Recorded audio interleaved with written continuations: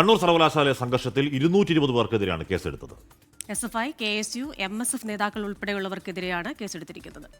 വിവരങ്ങളുമായി മിഥില ബാലൻ. മിഥില, 220 എന്നൊക്കെ പറയുന്നത് കുറച്ച് വലിയ പ്രതിപട്ടികയായി പോവില്ലേ? Good morning.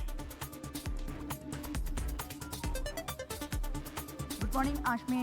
ശരിയാണ്, 220 എന്നത് വലിയൊരു പ്രതിപട്ടിക തന്നെയാണ്. ഇന്നലെ നമ്മൾ കണ്ടതാണ് ആ യൂണിവേഴ്സിറ്റിയിൽ നടന്നത് എന്താണ് എന്നുള്ളത്. വലിയ രീതിയിലുള്ള ഒരു സംഘർഷം, പോലീസിന് നിയന്ത്രിക്കാൻ കഴിയുന്നതിനേക്കും അപ്പുറത്തേക്ക് ശരിക്കും ഒരു കലാപഭൂമിയായി മാറിയ ഒരു സാഹചര്യമായിരുന്നു ഉണ്ടായിട്ടുണ്ടായിരുന്നത്.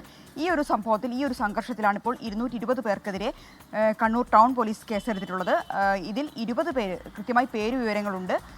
മറ്റ് 200 പേർ കണ്ടാൽ അറിയാവുന്നവരാണ്. ഇവർക്കെതിരെയാണ് കേസെടുത്തിട്ടുള്ളത്. ഇതിൽ KSUടെയും MSFൻ്റെയും SFIയുടെയും നേതാക്കൾ ഉൾപ്പെടെയുള്ള ആളുകളുണ്ട്. പോലീസിനെ ഭീഷണിപ്പെടുത്തി, ഒപ്പം തന്നെ പിരിഞ്ഞു പോകാൻ ആവശ്യപ്പെട്ടിട്ടും പിരിഞ്ഞു പോയില്ല, ഔദ്യോഗിക കൃത്യനിർവഹണം തടസ്സപ്പെടുത്തി, സംഘർഷ സാധ്യത ഉണ്ടാക്കി തുടങ്ങിയ വകുപ്പുകൾ പ്രകാരമാണ് നിലവിൽ കേസെടുത്തിട്ടുള്ളത്. അഷ്മി.